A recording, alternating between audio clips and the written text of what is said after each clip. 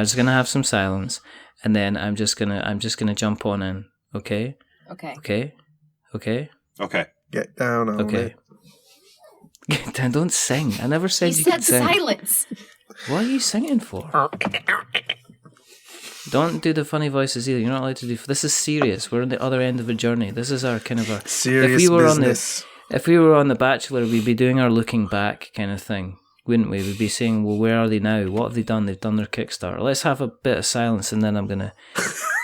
I just need to start this, otherwise Let's have a moment of silence for Vindication. Okay, silence. Silence.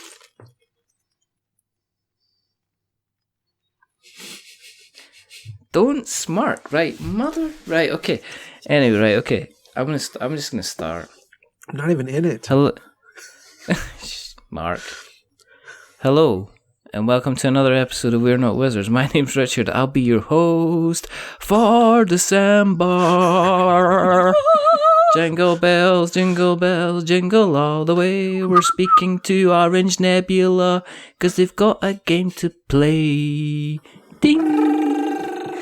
Yeah, I sang the intro because a long time ago in a galaxy far from away, that's Star Wars, a long time ago, we had a gentleman that came on the show who had a Kickstarter that the first time the Kickstarter went round, it didn't do as well as it could have, but then he released it again and it went and did like ridiculous amounts of money. And since then, he's been on a journey. And through that journey, he has been involving a couple of other people in this journey to produce a game that it kind of changed its name like Prince, basically.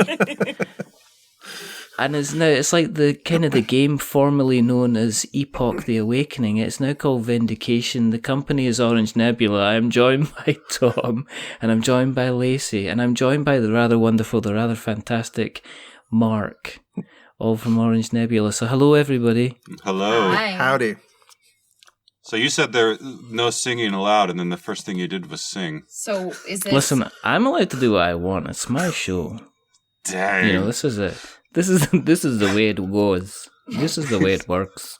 Setting the landscape early.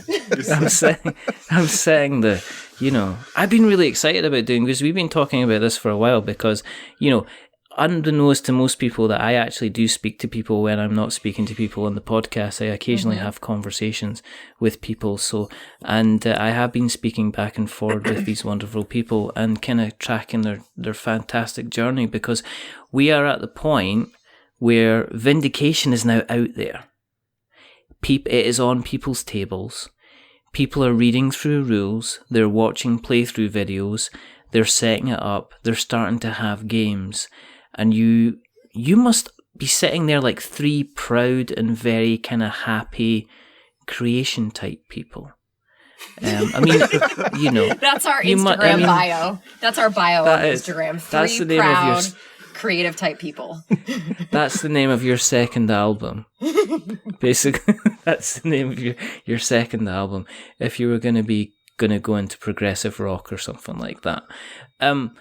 Marc, congratulations first of all on like fulfilling a campaign, because it's all very well kind of being funded, but it's now kind of like out there and it's kind of playing. Thank you. I mean, how are you feeling yourself? I mean, we'll talk to the other two. I'm really looking forward to talking to Tom, by the way, I'm just saying. But how for yourself, I mean, how are you feeling at this moment, knowing that there are actually people out there just now who are going through your game, reading through the rules, have it on the table, are actually playing it now? It's super exciting. You know, I think most of the conversations we're having internally right now have to do with kind of where we're going and how do we build on everything that we've learned. The vision that comes to mind over the past 2 months, though, has been that scene in The Last Jedi where Rey goes down into that black dark force hole and has this mirror image of herself, and kind of that coming together. I think it's been an amazing experience overall in the last, 6 weeks. And quite honestly, most of the conversations we're having now have to do with where we're going. Spoiler alert for Last Jedi, by the way. It's not worth watching. It's fine, you know. It's not worth. It's kind of worth watch it. It's kind of good, but you should have seen it by now. Yeah. Do you know what I mean? Oh, and by the way, Han Solo's dead as well. He fell off the bridge. He took a tippy. Do you know what I mean? His son stabbed him. Did you say? I'm just gonna say. Wait, what? Did you say he took a tippy? Yeah, he did. Is that something we say? Like, if I push Mark over, can I now say, Mark, you've had a tippy? Mark took a tippy. That's quite accurate. Well, it is. It's funny because I actually learned that phrase from Sunday in California. You know, if you fall in the street, it's like, oh, Mark took a tippy. Oh, I love it. I'm going to say that from now on. That is and it can work for inanimate objects as well as animate ones like Mark. You know, you can apply that kind of terminology wherever you go. This is not going to be a normal episode. I have a feeling, there's a feeling in the force. I have felt it, that we are going to go all different types of places. We've enraged the Star Wars fans because there's going to be somebody that says, we already have hate mail. I went and saw this at midnight and now you've spoiled the film. I only went and seen it 17 times. It's like it doesn't change. Han still dies. You know, there's never going to be a point where he's going to go on that bridge and it all turns red. You know, and he's like, oh well, bye, Harrison. You know, you thought the worst thing that was going to happen is you're going to get hit by the door of the Millennium Falcon and break your leg, but it turns out you're going to die. Yeah. So there you go. Anyway, back to yourselves. I have no idea where we're going with this, but is it? I mean, you have like a level of excitement when you create a game, yeah. Absolutely. And then you've gone through the process where you've gone through the process of the creationary process and put the game together and place tested it so many times, and you put it to Kickstarter. So there's the distance that you have, but then you've obviously got the second part of the creationary process where you have to create all the stuff that was created during the stretch goals and expand on that and maybe kind of rethink kind of maybe potential certain aspects of the game again. And then you get past that and then it goes to production and it's away. So is it strange to be in a situation now where you're getting people kind of coming on and you're getting almost like a third wave of excitement about the game? Or have you said, right, we need to concentrate on kind of where we're going with things now? So, I mean, where's things with that, Mark? Is that how things are now? Are you just focusing now on the now, that you have to focus on the now, and the kind of Vindication is kind of put to the side? It's interesting. I think there is a catching up that's happening, and what we're finding is people every day are kind of coming into contact with it. We don't have a tremendous amount of visibility right now, so but I think that's increasing every day, and we have a lot of social activity and things like that are happening. So I think the Orange Nebula brand is getting out there in a really good, positive way. It does kind of hold us in this kind of Vindication, kind of educational, I think, phase. And a lot of our time right now is spent on some of the things that nobody's seen yet. Some of the new projects that we're working on are going to be releasing in 2019. And so internally, there's a creative excitement that we have around those things. But at the same time, there's very much trying to an open-armed, kind of approach to trying to invite as many people as we can into the community, and most of them are about the game, and some of them are just about our community and being creative and making games and being part of that culture. And so, there's a really good split there, I think, with our time being spent on both sides of that fence. Tom. Hi, Tom. Hi, Richard. I just wanted to say hello. Hello. On to Lacey. I'm gonna have to put you on timeout, Mark. When you first backed the artist formerly known as Epoch, the Awakening, did you have any inkling that it was going to potentially kind of be slightly a little bit life changing for you? Am I right in saying that this has changed your life a little bit in terms of your involvement within the industry? It's funny, over Thanksgiving, which is a thing we do here, my wife and I were playing the game with some family members, and we were talking about how crazy that journey has been, that, I saw this game and I thought this game looked cool, and now my children have a different pediatrician. Like, it has changed even the smallest things in our life in incredible ways. I mean, you know? For people, Was there anything in you that knew that it was, more than just backing a game? We're co-opting your show now. Lacey's doing the interview. I'm like, listen, you didn't We're just going to interview ourselves. Thanks for the platform. Lacey's sick of my interviewing technique already. We're like 12 minutes in. She's just like, I'm taking over because this is rubbish. I can do this better. I'm sitting near them. I know how they're reacting. You have no idea. You cannot see us. I'm just going to go fire in here with the questions. But, but basically what Lacey said there, did you have an inkling that this was good? I mean, I could tell that it was a special project done by special people, and it was something that I wanted to be a part of, which is why I stuck my nose in it so much. And then, when I met Marc and I met Lacey, and I had more and more opportunities to be involved and speak into the proceedings, it was pretty clear to me right away that something was happening, and it was something that I was meant to be involved with. And then it just got deeper and deeper and deeper, and then I realized I couldn't get out, and now I'm trapped. So now this is my life now. Sitting in this small room, wishing that Lacey would share the blanket. Are you allowed outside now? Or, are the chains comfortable? The chain, everything's padded. It's a padded room. It really is. You can see a sliver of light through the window. Nice. There's actually, I don't know what it's like where you are, Richard, but we have a heated toilet seat in this studio. So, not in the studio. It has its own. There's a separate room for that. Okay. You can just imagine that, right? If you could just excuse me for a second. Yeah. What are you doing? I'm just going to take a conference call. You can't go now. You can't go now. You had a burrito for lunch. It's going to be noisy. We can't have this telephone call. It sounds like I'm sitting next to somebody playing trombone. Yeah, good thing for these wireless headphones. Exactly. No, I am every toilet I sit on is a heated toilet seat eventually. It's just one of these things. Oh my gosh. How many minutes are we into this and we're already on toilets? 14. No, that's it's going disaster. Better than usual. This is victory right here. The sweet sound of victory.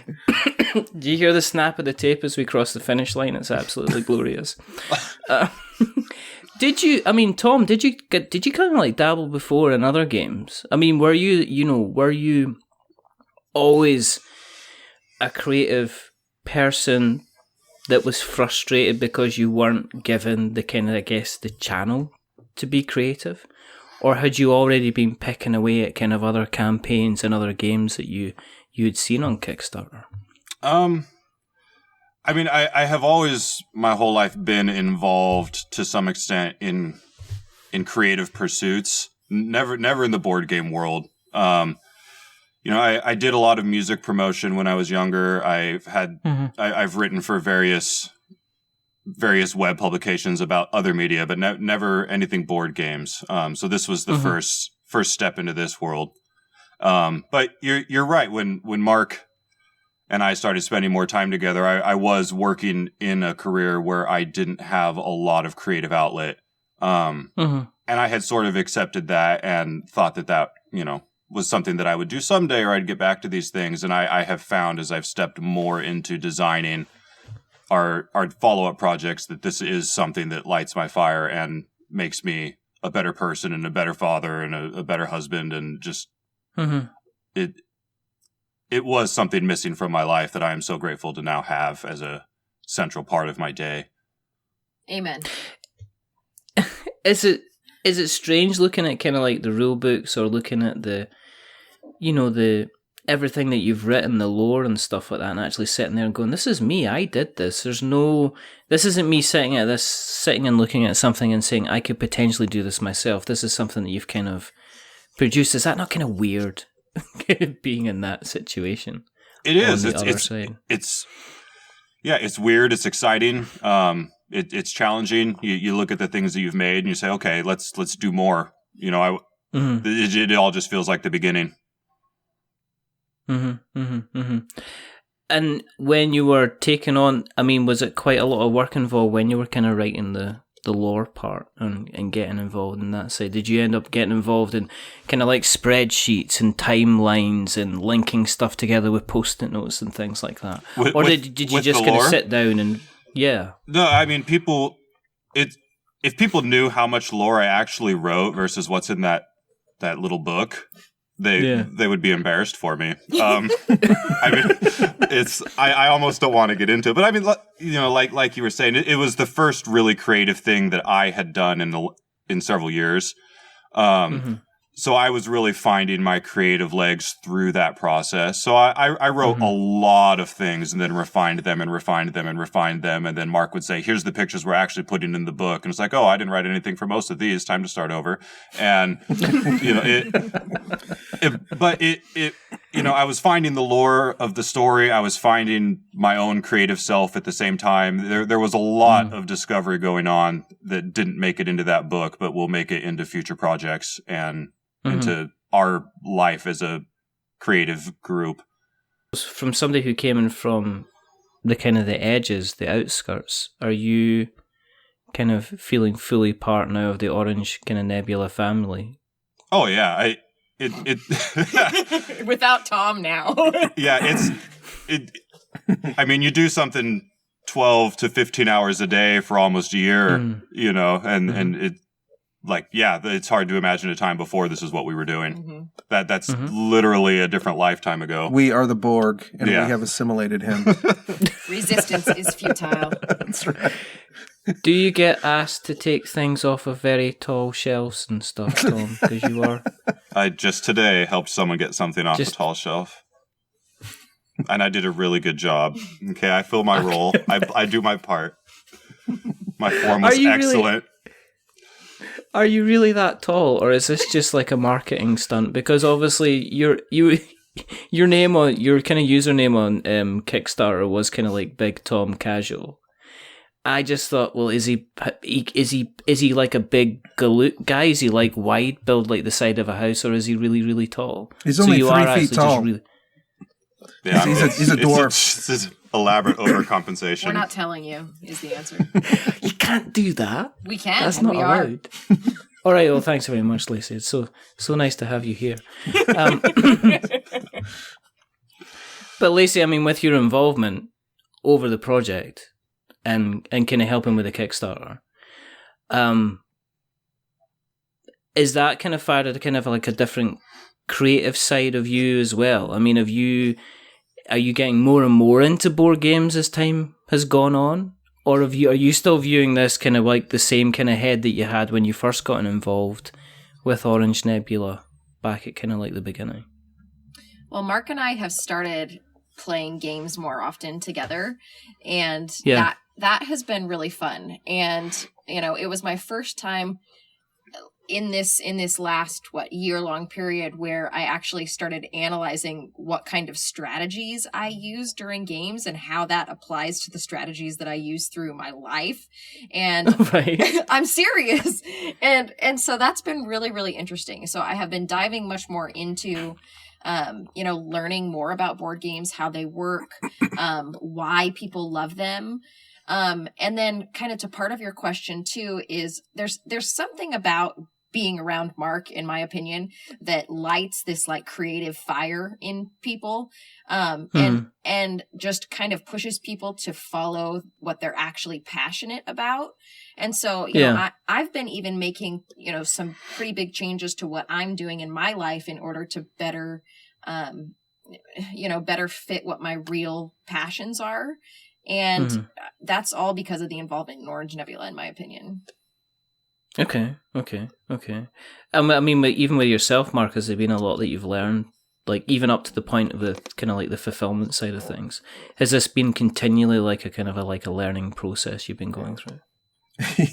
Yeah, I feel like a buffoon most of the time. It's. I'll tell you what, it's exciting learning. I feel like I'm going to university for board gaming, and I feel like these are things that we're learning that have to be learned and can't really necessarily even be seen coming or taught all the time.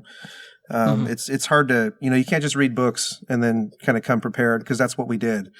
And I feel like we had a really high level of preparedness at most stages. And there's nothing like the real thing. It's sometimes you're just on stage and it's go time and you realize that, you've overlooked something or something that you had an opportunity to do and you did not take advantage of. And all of those things are making us smarter and stronger. And so the conversations that we're having now are everything in the future is just going to be so much more smooth and so much more mindful and so much more prepared to put everybody in a winning situation. And what I mean by that is, the customers and the gamers in the community are going to get more of what they really want. Not that they haven't here, but we want to hear them. We want to listen to them. We want them to be a part of what we're doing. But also we want to take care of the brick and mortar, retail game store owners. And we want to take care of, the artists and the writers and everybody along the distributors, everybody. We want them all to be taken care of. And even our colleagues, other game publishers and whatnot. There's no reason that everybody can't win. But I think it takes a lot of careful measuring and navigating through a sea of details that really is a lot of work, and it's not fun all the time. In fact, a lot of the time isn't fun, but that's just kind of comes with the territory. What was this? What was the stuff that kind of took you by surprise? One of the things we mentioned kind of briefly before we chat, because we were chatting during the week about, obviously what we could talk about. And you mentioned that there was potentially going to be stuff that kind of you would have done kind of differently in hindsight. What would you say were kind of the main couple of things that you would say, well, looking back, I would have definitely changed this, or I would have improved this, or I would have taken a different approach to that?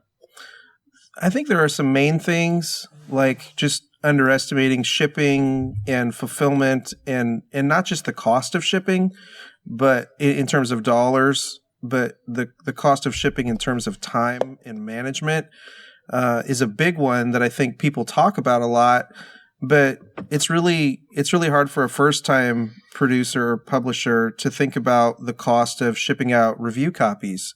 You have to pay for the game, you have to pay for shipping, and those are just hard costs. And the communication burden after fulfillment of, I had a broken piece, or something's wrong. I had 2 of this piece and missing this piece or whatever. That's normal, and I think we're right in the 5%, of that. But that the bigger your campaign, that's a lot of email management and, just fielding. Not only email. Oh, every social platform. Facebook message, text message, private Facebook message. Yeah, a lot of communication, and the burden is great. And I don't mean that necessarily in a bad way, but it's just like there's an onslaught wave of questions, and so I think that I would say a large amount of that I think we're going to be able to handle with process and being prepared a little bit better for that. And some of it is just, it's just you prepare for, there's just going to be a lot of work when it comes. And it's not that we didn't know it was coming. It's just kind of like we didn't know what it was going to be like when it came. And then it hit like a typhoon. And you're kind of like, well, yeah, all my plans are out the window now. We're just going to have to just respond to it. And so we're doing great. Actually, we're really excited. It's kind of a lot of the dust has settled because we took care of the majority of the backers from the crowdfunding. Are pretty much handled. We've got a few replacement parts to send out, but the response has been super good. Like, people are super happy. There's a lot of threads on Board Game Geek, which are awesome to watch. People kind of coming up with their own house rules for things, and maybe wanting some clarification from the rules and stuff like that. But overall, I feel really good for a first effort. For our first campaign. Like I don't feel like I could have probably been happier with this. And we're even more excited about everything in the future now, just because of all this hard learning we've had. The having the game arrive this week, and the production values are out of this world. Thank you. And there's certain care that you've obviously taken. The game trays make such a difference to the game. The artwork is absolutely phenomenal. This, you don't get. I'm a big fan of Kickstarter. I believe in a lot of companies, and I have, and you're investing kind of and putting your faith in businesses that if you hand over money that they are going to treat you right. It is like going to a restaurant and paying $100 up front for a meal, and you then having to wait 3 months for the meal to kind of appear, and you hoping that it is what you wanted, it is tasty, and it is potentially gluten free.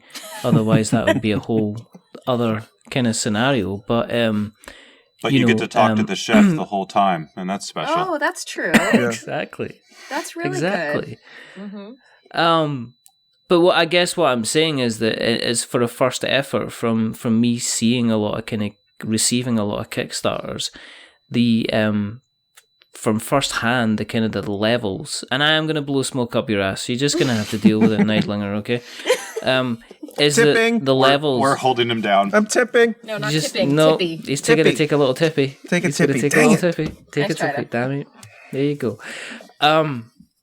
It's very, very good. It's very, very good. It's very, very impressive. The component quality is high. The rules are very, very well written. The metal pieces and things like that are just fantastic. I've watched a couple of videos and gameplay, and there's certain things which I'm just like, oh, I like this because I've not seen this before. Like combining kind of like the different skills in order to create the kind of like the new skills that you can use, how they work kind of crossed round, you can combine two at either side of one to bring them together, and that was kind of like, wow, that's really, really cool. I don't know if I've kind of seen that before. It kind of like, it's very, very exciting, and just the presentation, it's a game that I'm excited to get to the table, where I've had other Kickstarters arrive and I thought, well, I better play this because I have invested kind of the money. This is a game I'm actively kind of looking to the table, so I am very excited about actually getting a chance to play it. So there you go. Good. I'm just, you can be kind of embarrassed as you want, but it's kind of really, really kind of interesting. We're talking about kind of like Tales into, you mentioned obviously retailers, and you've mentioned distribution and things like that. Are these conversations that you've been having since the Kickstarter campaign? Are these things that you're now having to kind of say, well, listen, we need to kind of bring this forward and start to kind of, ramp this kind of activity up? Yeah, we actually been approached by distributors, and we're reaching out to a couple others. And honestly, our goal is not to scale up necessarily. We would like to get some more visibility and kind of, have more presence, but it's not a numbers thing per se for us. We want to do this full time, and really the creative process really drives us. I mean, this is in our DNA, and our eyes are on the prize all the time. We're constantly striving and creating and challenging each other, and coming up with crazy ideas that I think hopefully will spellbind people and inspire them to do the same.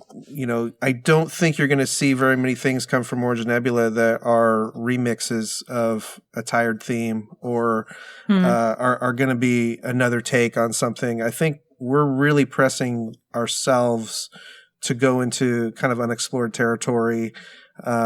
Not necessarily, I don't want to overstate that either. Not crazy groundbreaking stuff, but I think we're really going to push to do some things that are pretty compelling. Well, we're really excited about what we're doing, and we're passionate about it, and I think other people pick up on that. And so we do find ourselves being approached by people to say, hey, we're getting really good energy from you guys and what you're working on, and we're hearing a lot from brick and mortar stores that their customers are interested in what you're doing, and we hadn't heard about you before. Let's have a conversation. And so really we're just kind of doing what we're doing, and sitting around, and people are coming and talking to us, and those things are just kind of happening organically.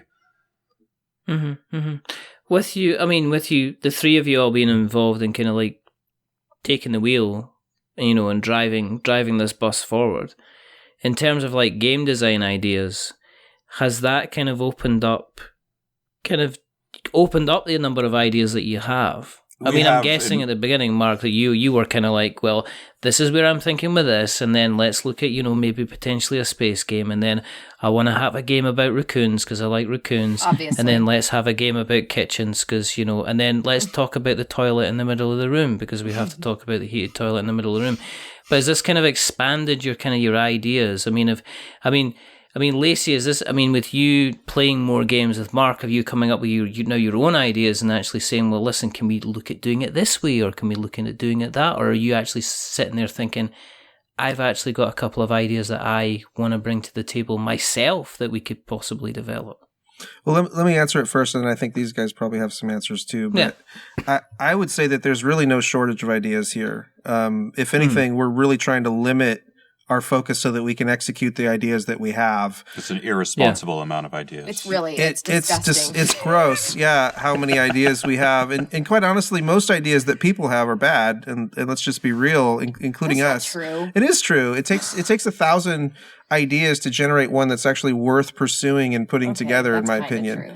And I think, a lot of the conversations that we have and the discussions that we have and the brainstorms that we have are, a building process and a taking away process of, kind of the additive, process like you would with painting, and then the subtractive process that you have with sculpting to try to get the art form to emerge in a way that is significant.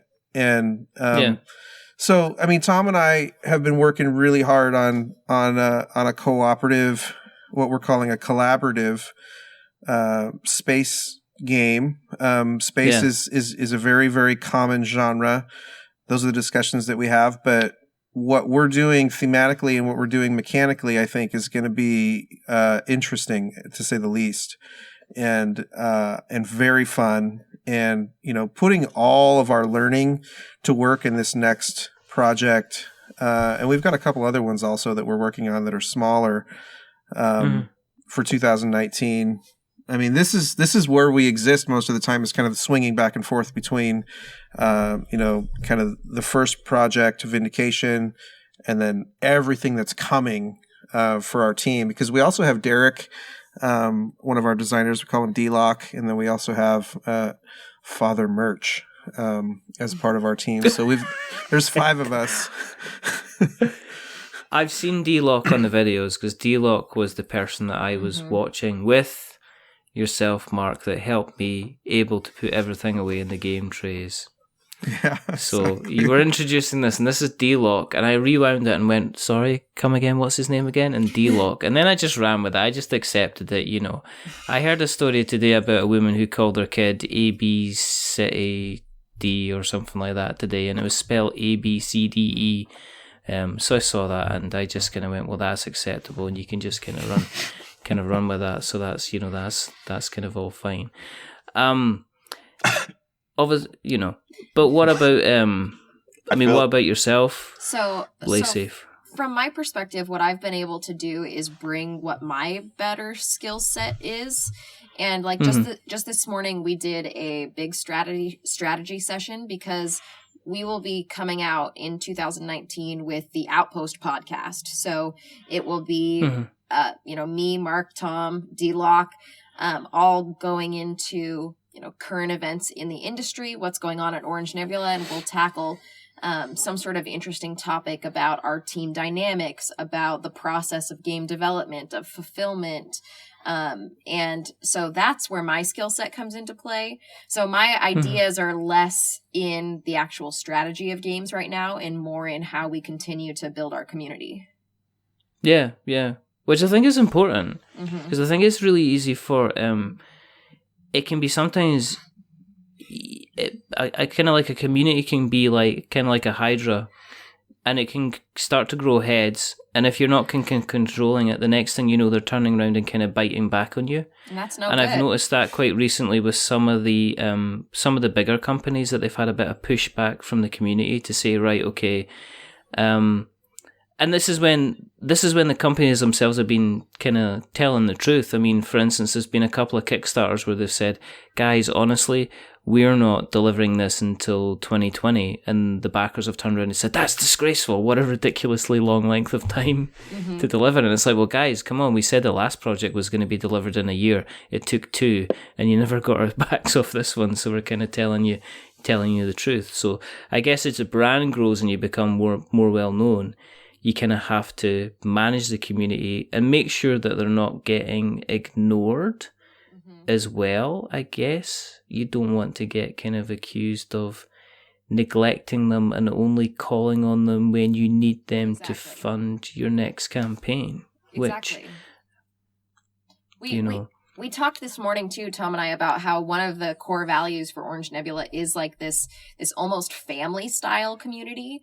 And so we want to be consistently putting out content that's going to be valuable to these people, that they're going to care about, regardless of what projects we have going right now. It's really important to us. And that's part of what we love about Kickstarter is we have a direct relationship with people, and they're able to just contact us directly with their excitement or their disappointment or whatever they're feeling. And that we, it's just a giant living room, basically. With a toilet in the middle. With a toilet in the middle, because that's how we do things, as long as it's heated. And it's as long as I think it's important to note that our community exceeds our customer base. Whether or not people buy games doesn't matter to us. I mean, we would like them to enjoy our products, but really the community is much larger than that, and we love what we learn from each other, and we kind of see this as an us thing. We don't intend to be big and dominate, the industry. We'd rather just be mindful and creative and inspiring, and those are 3 words that really kind of align with our values, and there's passion, fueling everything that we do. And Vindication was a passion project, and it's barely scratched the surface of, I think, what we're capable of. Before we get too far away from it, I want to circle back, and because Lacey's downplaying the role that she plays in the development of the games, but I mean, Marc and I will have an hours long conversation where take ourselves down these crazy holes and follow these little paths and trails, and then we're like over the moon and electric and high-fiving each other, and we've had the best idea of all time. And then Lacey will, just pipe in for 2 minutes and ask us what, how does that relate to the real heart and core of what you're trying to do with this project? And it's like, oh, we should calm down. All right, get out of here. We'll start over. It's like, no, I think sometimes you need that. I think you need that. It's the whole kind of thing about, somebody spending kind of 6 months and $250,000 inventing a pen that writes in space, and then somebody comes along and says, why don't you just use a pencil? Sometimes you need somebody that's just coming in and looking at it from a different perspective. And I think the board game space is one of these spaces where it can be very, very easy for it to be quite insular and have a big wall around it. And I think that it needs influences, external influences, just now while it's growing, before we end up in the situation like maybe the video game industry, where everything seems to be the same, and there's not an awful lot of innovation, or there's not a lot of somebody just coming in and saying, why don't you use a pencil? If you kind of know what I mean. I was going to ask Tom, because I like speaking to Tom, but with you now being involved directly, more in the kind of the game creation side, do you find yourself, are you less involved in Kickstarter now, or are you just kept it? Is this just something you've kept on the side, or have you had to like back away from from being as involved in the kind of you backing games, not you being involved obviously in the Orange Nebula community, but you kind of regularly going on and backing kind of different projects? Are you backing as much, or have you stepped back? I would say I'm still just as involved, but maybe from a different angle. I follow a ton of projects, probably more than I did before.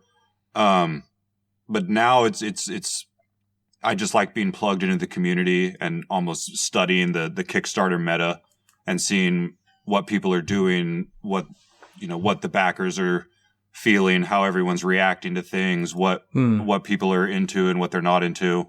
I don't necessarily have the time like I did before to really plug into the various communities that are growing around other games. You know, I was very active in the City of Kings campaign. I was pretty active in the Everdell campaign, and then, you know, and various other campaigns. And I don't have the bandwidth for that as much as I'd like anymore. Which sometimes is disappointing because I do like supporting the other creators. So when I have the chance, I still love to, you know, pop in and be light in the room. But my interactions on Kickstarter have kind of taken a different turn. As a company, we do back a lot of projects, and we kind of share games. Some of the games we buy for learning about our craft, and some of the games we buy to play. And so if Orange Nebula backs a game, sometimes, you know, we'll just share it, and Tom will take it, or, you know, I'll take it, or whatever. Derek, you know, D-Lock will take it. Yeah. But yeah, we have, I mean, we're entrenched pretty heavily now, and we look at a lot of what is coming out, and I think it's affected everybody in terms of what they back, and we don't back a lot. I would say there are some creators out there that back like everything that comes out, and we're not that way.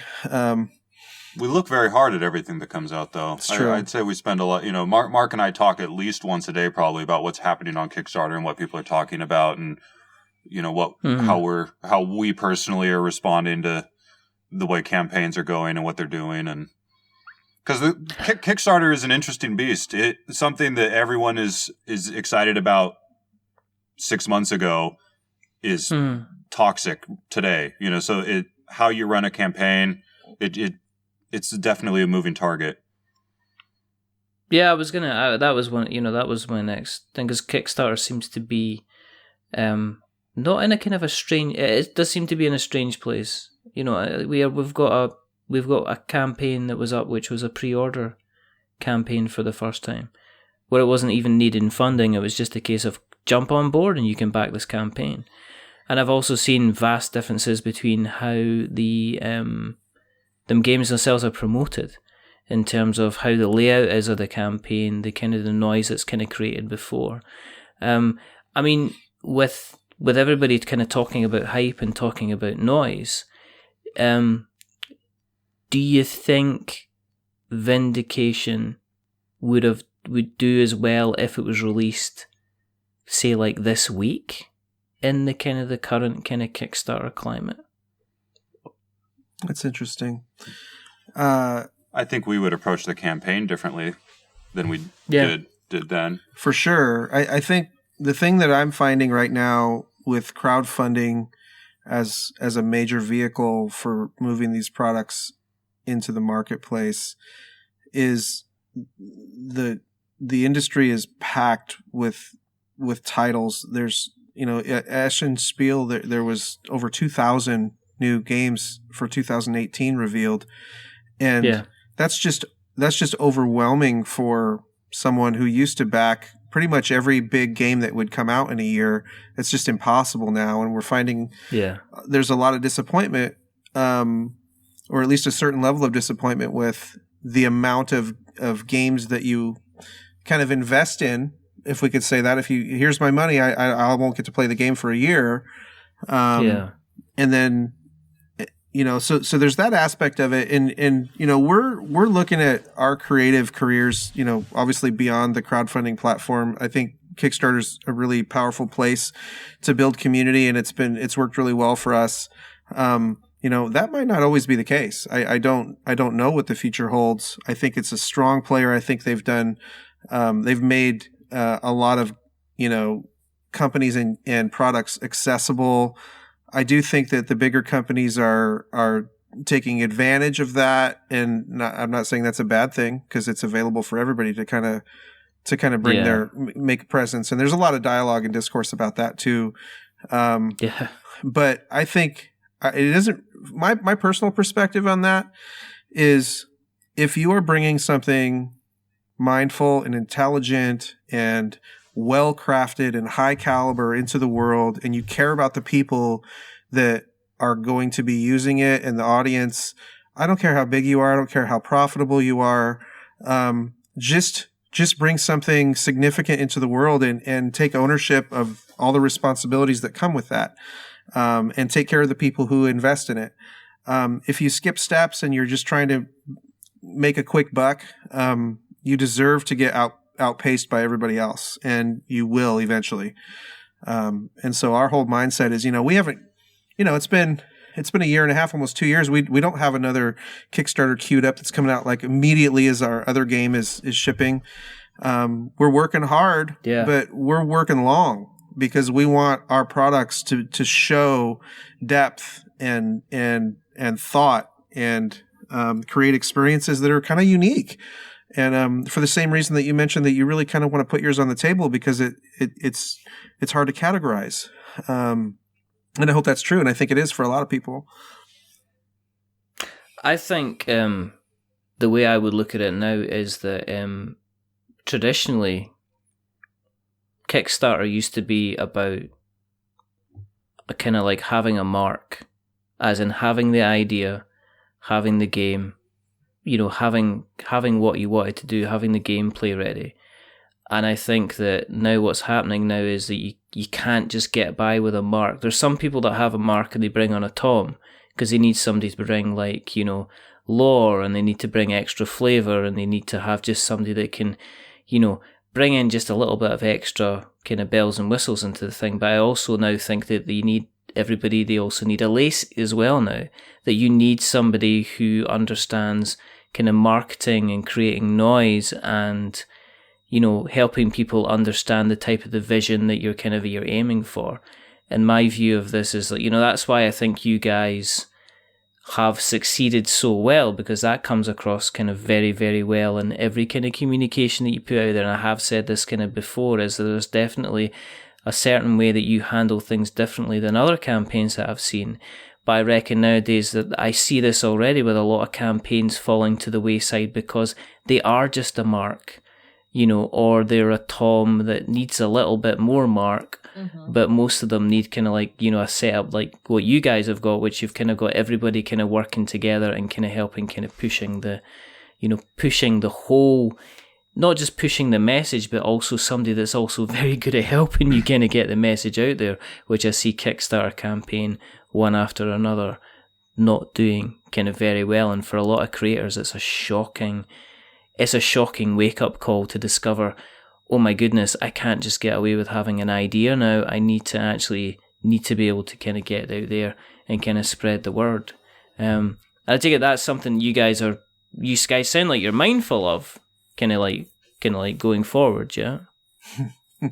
Yeah, absolutely. It's a ton of work. I mean, there are 5 of us, and we're stretched really thin. You're right. I think it has reached a point where it would be very difficult for anyone to do this with a team any smaller than this. Mm-hmm. Mm-hmm. But I think where we're landing right now on Kickstarter is that it has reached the scale and the saturation point where, like, whatever formula you're following, like it's you just have to do your own thing and be you and say what makes us special, and then lean hard into that and just throw your heart out there and hope that people connect with that. Because whatever the formula is, and here's the breakdown of how you schedule everything and structure everything, everyone's seen it. And if someone comes up with something new, then 30 campaigns do it that month, and then everyone's seen it.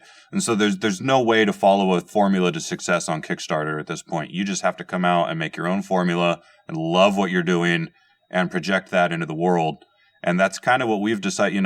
We study what's going on, we watch what's going on, we stay hip and we stay current. But in the end, we're just going to come out and be us. And I think we're going to win with love, as it were. That's for sure. Amen again. Yeah. Mm-hmm. Yeah, no, and I think people still have an appetite if they hear about an idea is to actually get hands on their idea just now, which is why, when something like, say, Keyforge comes out, it just sells, there's even people that are kind of like, I don't know if Keyforge appeared on Kickstarter, if it would do as well. Because I think in something like an idea like that, people want to be able to get their hands on it right now. which is why I think why Fantasy Flight have done so well with Keyforge, because they not only had the idea, but they were able to say, right, okay, you don't have to wait for this, you can get it right now. And I think Kickstarter can be, the case, like you said, that you can have ideas which, by the time they deliver, they're like, yes, they're like yesterday's kind of news kind of thing, which is a difficult thing kind of to kind of be in. I mean, Mark, you mentioned about, Kickstarter, might not always be the kind of the route. As a company, would you do what other businesses have done, which would you take, using the fact that you've got your brand there, would you take other games' ideas and consider publishing other creators' games now that you have kind of got your kind of your audience and your kind of your customer base? My initial response is I'm hesitant. It creates hesitation in me because we've got a disgusting amount of ideas that we want to bring into the world, and I feel like as creatives, and again, our background is creative industry. It's not game industry, and so we've got so many things that we want to do. We'll never run out. Our this is a well that will never run dry. And now, that being said, I think there's a ton of amazing, talented, people out there who could probably bring something to the table that's very on brand for Orange Nebula. I think the issue for me is bandwidth. We're working long days right now just to try to get where we're going, and we're not going to scale up to 50 people. I'm not sure what the resource, and energy toll would be to take something in and take it through the process that we're actually, building and writing and forging right now. Like, we've gone through this process and we're kind of like, okay, get your bearings, and let's document how we can go further and better on every single milepost for this process, and we've got some ideas that I think we're going to be launching with a couple campaigns in 2019 that go much further than we've seen anybody else in this industry do. That's really going to, I think, capture the heart of people who are into board games and what that really means, and not in terms of products. Because what I see a lot of is, there's a lot of people who are like, oh, I got another game, and they're talking about games as products and not as, not the same way that they talk about their favorite games. And it's okay to not like every game. I went to BGG Con with Tom, and we played with a delightful woman some games, and came back and kind of was showing her Vindication, and I could tell right away it just wasn't her thing, right? Is the epic, and there's kind of a look and feel to it, and just kind of the interest kind of changed a little bit. And I'm like, this is fantastic. It's fine, right? And she taught us to play the game City of Gods, and which, by the way, is awesome. You should probably pronounce. No, you should. Teotihuacan? Is that it? Something like that. Teotihuacan? We just call it Teo. That game's awesome, by the way. That's an excellent game. I've been there to Mexico and Teotihuacan. But have you played the game? Okay, They can both say it, but I can't say it. I'm just going to call it City of Gods. Richard, do you know how to pronounce that one? I'm Scottish. I can't even pronounce basic English words, Mark. Come on, Give me a break. Yeah. That said, part of what we want to do as a group is inspire other people to create the things that they have inside them.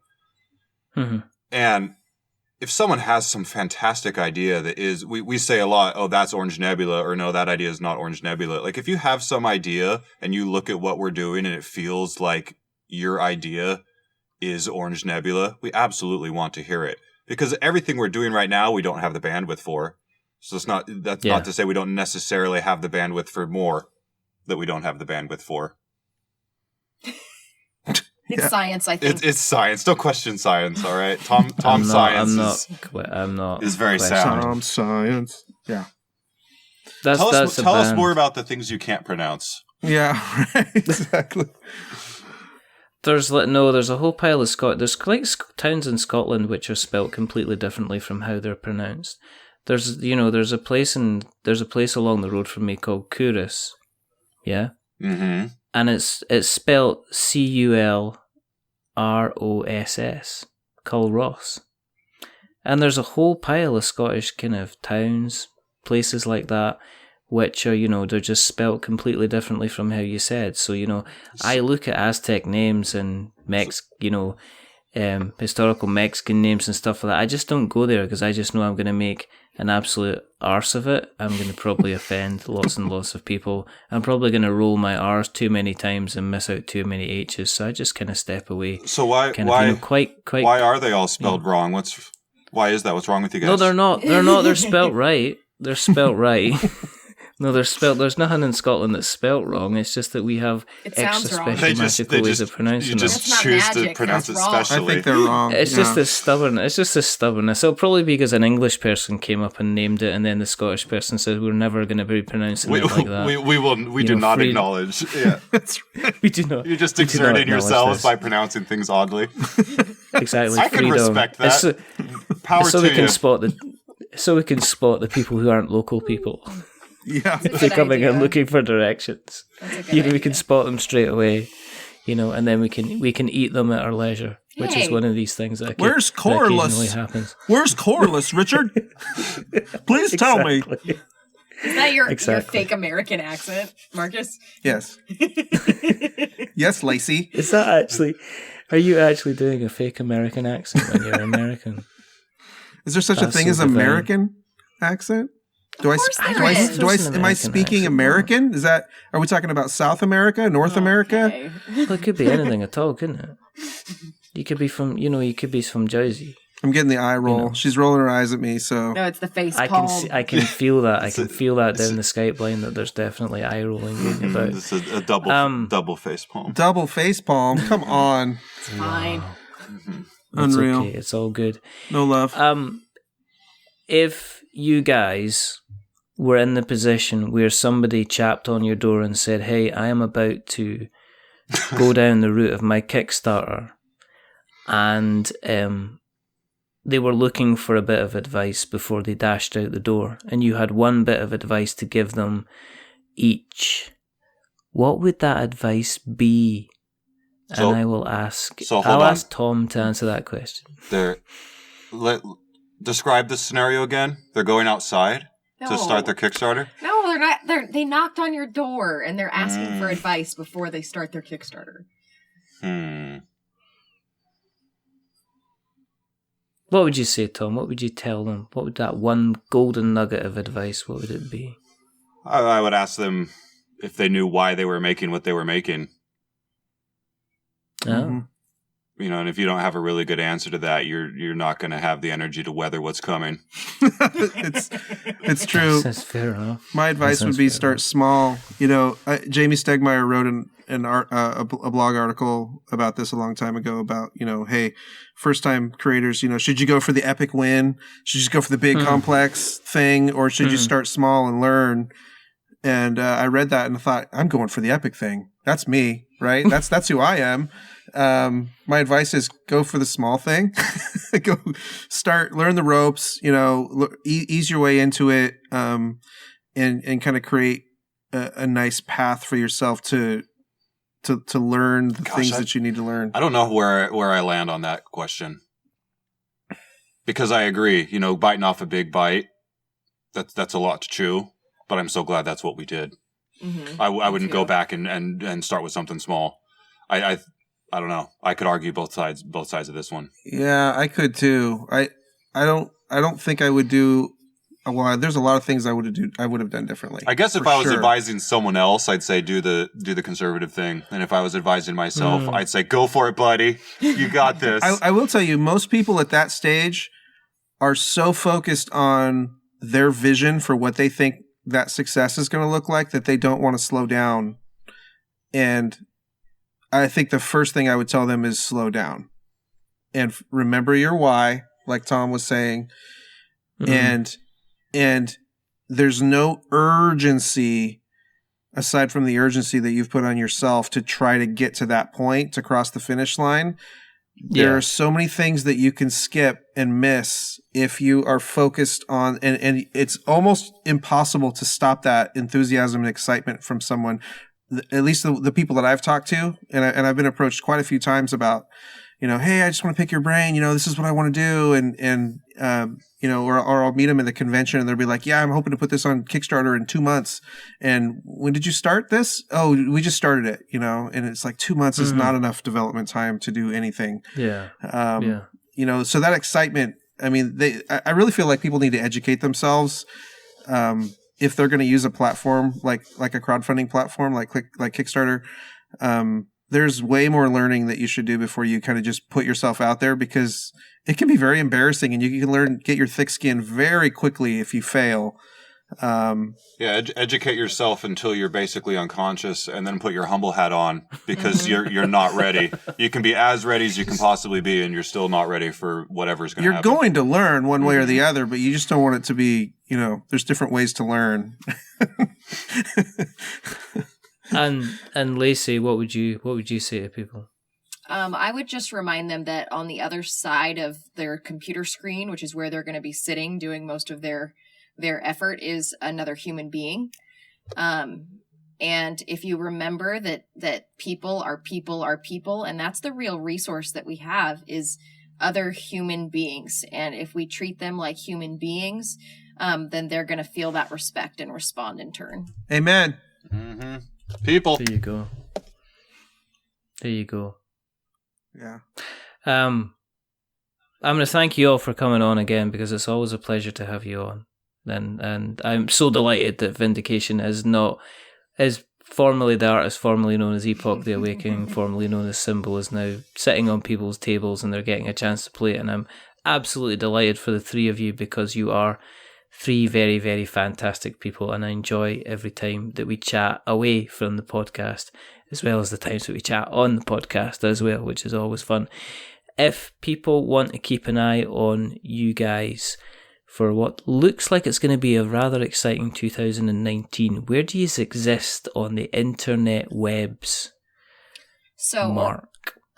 Or Lacey. Let's Lacey. Like OrangeNebula.com is the hub, right? So there you can sign up for our email newsletter. We're going to be having the Outpost podcast starting in 2019, and we'll send out through our email newsletter when that launches. And then all of our social channels are at Orange Nebula on Facebook, Instagram, Twitter, and of course Board Game Geek. We'd love to get some more feedback and stuff going through Board Game Geek. Yep. Those are I would just all make you aware that the only people that do podcasts are really self-centered and egotistical. I'm just dropping that in, just so you know. Amen. We'll get we aspire, Richard. We're taking our cues from you. Oh dear. And as normal, what we'll do is we'll put all the links that we have in the show notes, so that we've got notes to show. Thank you very, very much for coming on. Thank you. Thank you for we appreciate you staying up till 1 a.m. or whatever you're doing over there. Yeah, you don't even have a heated toilet. It's all right. I've moved into the bathroom. I'm fine. Oh, great. It's a privilege, Richard. We appreciate That's you. okay. You're my favorite Scot. Just ignore. I'm the only Scottish person you know, Mark. That's beside the point. That is. You're still my favorite. A good point. Thank you. Did we get through this whole thing without you doing your accent? I don't have an accent. Oh, okay. Tom. My American accent? He's nervous. You mean your Richard accent. Yeah. You're very good at it. Oh, the lambs are out again. What? All right, we're going to say bye. Yeah. I think that's probably a good idea. If you want to keep an eye on what we're up to, then just go to the Googles, and if you search for We're Not Wizards, you will find us in various places all around me. Our familiar faces, worn out places, familiar places like, Twitter and Facebook and YouTube. And we've got our website, which is we'renotwizards.com. We've got our blog, which is we'renotwizards.blogspot.com. And thank you everybody who's recently read our piece regarding Kickstarter for first-time creators. Thank you very much. You can find us on the usual podcast catchy places that catch podcasts, so you can listen to them when you've caught them. So you've got your Stitchers and Spreakers and Acasts of this world. We're on Instagram. We're on Tumblr for some reason. I have no idea how Tumblr works. No idea at all. Isn't that a it's dating full website? Of anime people. It's just very, very, very strange. If you like what you've listened to tonight, please consider going over to Apple Podcasts and dropping us a rating or a review, because it makes sure that you are on the good list for Santa. Oh yes, and that's a great idea. Definitely that's how it works, and that's what I'll be telling all of your kids. Okay. And if you do like us very much, please give us a rating or a review. If you are going to give us a rating or review, don't give us 10 stars because it makes us big-headed. But don't give us 1 star because it makes us cry. Give us something in the middle, like a 5, because it's average. And we're a little bit average. But the people who have not been average tonight is the rather wonderful, the rather fantastic, the inspiring group of loveliness that is Orange Nebula. I give you Lacey, I give you Tom, and I give you the wonderful Marc. And thank you very, very much for coming on. That's just Dick Van Dyke. Stop it. There are only 2 more. Go bleeding blimey, governor. Stop it. You only meant to blow the bloody doors off. I looked after you, Master Bruce, since you were a child. Oh my gosh. We kept it together for so long. Oh my God. I'm so proud of the hour and a half in which we did not melt down. That's it. That's so good. It's so clean and so wonderful. There are only 2 more things to do. The first thing is to remember that we are many things, but we're not wizards. Are we wizards, everybody? We are not wizards. Definitely not. Tom? You and I have talked about this, Richard. I knew I shouldn't have asked you this question. Marc, are you a wizard? Am I a wizard? Hell no. Definitely not. Well, 66% is fine, I suppose. I'm a and the next barbarian. thing to do is I'm not even talking to you, Tom, anymore. It's through. It's over. And the next thing to do is to say goodbye. So it's a goodbye. Goodbye from Lacey. Bye. Say goodbye, Lacey. It's a goodbye from Marc. You're incredible, all of you. And it's a goodbye from me, because Tom's now been ostracised. Until the next time. Goodbye. Say goodbye, Tom. Goodbye, everybody. I love you the most. You won. Stop it. Not as much as me. Stop it. Bye. Bye. Taking a tippy. Bye. Okay, I'm gonna push stop now.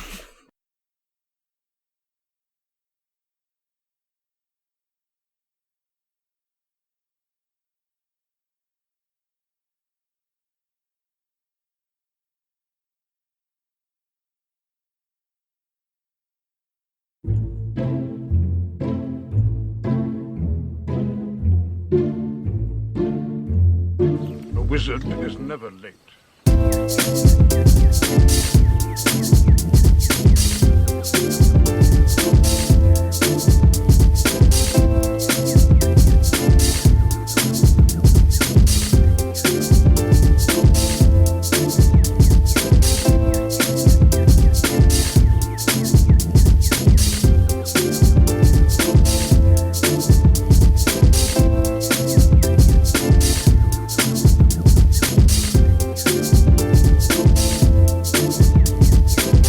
Nor is he early. He arrives precisely when he means to.